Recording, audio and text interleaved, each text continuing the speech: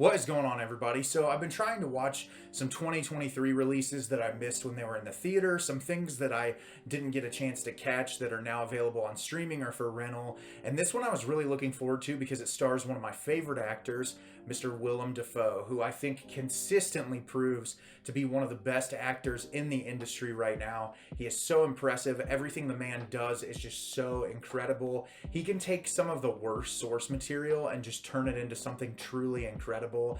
And I was really excited to watch this movie, and the film I'm going to be discussing today is Inside. Inside is directed by Vasilis Katsoupis. An art thief becomes trapped in a New York penthouse after his heist goes awry.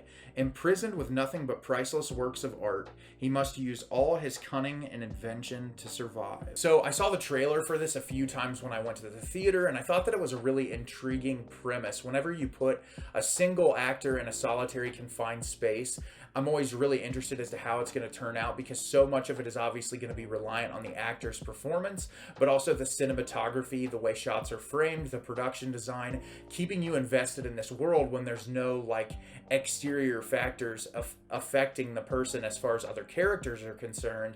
And this movie was really good. I enjoyed a lot that it had to offer. I don't think that it's a perfect movie, but I think that it's really entertaining. So as the description states, you have Willem Dafoe's character. At the beginning, he gives this monologue about when he was a kid. He was asked what he would save if his house went on fire, and he says he would have saved his AC/DC album, his cat, and his sketchbook. And he said he lent his AC/DC album to some guy, never saw it again. His cat died, but he said his sketchbook and art has lived on forever. So from very early on in the film, you kind of get the idea of what the director is going to go for as far as thematically. Art plays a big role in the movie. And so he goes in, starts trying to steal this art piece. He gets to a point where he's trying to escape. They were trying to find a specific piece and they couldn't find it in the house.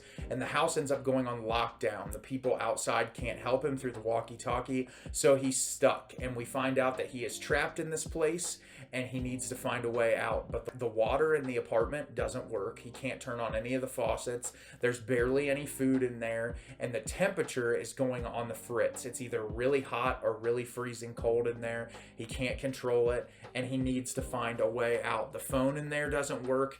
And so he has all these different obstacles that he's trying to overcome to survive. So throughout the film, you're trying to understand, is the person who owns the apartment screwing with him and doing this to him?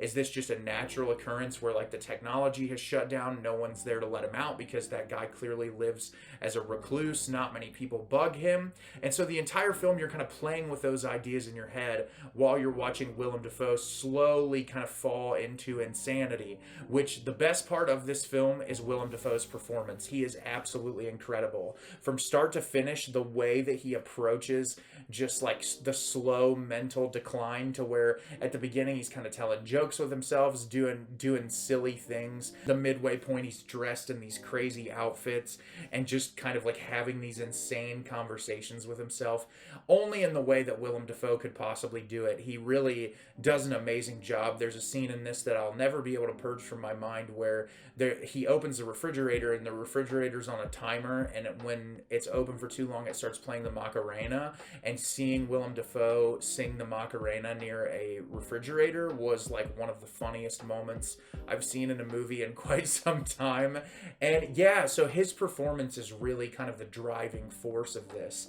And I really like the production design, the cinematography as well. It looks really great. This space kind of has a life of its own, where whatever room he's in really kind of immerses you in that environment because of how intentional those things are. And the cinematography, the camera lingers on a lot of specific things that kind of leave your mind guessing. Could this be a way out? Could this be something that he could try to figure a way to finagle his way out?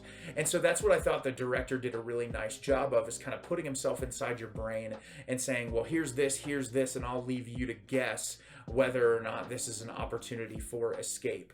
The issue that I have with this movie comes to the end of the film, which I'm not going to give away the end of the film, but the movie wants to convey this idea about art and the creation of art and what it takes for artists to create something. And what it says is very simple. It's not super layered. There's not a whole lot to it. It's very simple. And I feel like the hour and 40-minute runtime doesn't necessarily, in my head, justify the very simplistic ending of the film.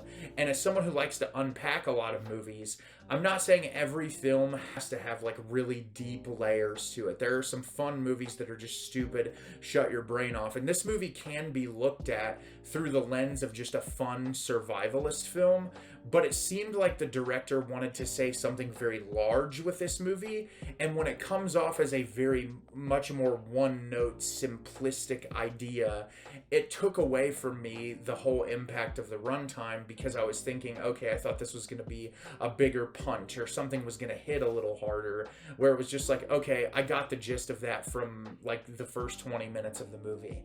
And I don't know, that was the biggest issue I have. It didn't take away from the entertainment value of watching Willem Dafoe go through these set of circumstances, but I think that it could have been a much better movie than what it was, but it's still enjoyable. I saw a lot of people saying it was really boring or that not a lot happened. I was engaged from the first frame until the very end of the movie. There's some moments where it drags a little bit, but I don't think that it takes away from an enjoyable experience, and I will say if you're a fan of Willem Dafoe, it is 100% worth checking out. So have you seen Inside? Did you love it? Did you hate it? Leave me a comment down below and let me know what you thought. I thought this movie was really entertaining. I don't think it's perfect. I had some problems with it, but I still think it's a fun watch. As always, if you can like the video and subscribe to the channel, it helps me out a lot and lets me know the type of content you're looking for. I'm always putting out new material and look forward to getting more out for you in the near future. And as always, everyone, thank you so much for watching and have a great rest of your day.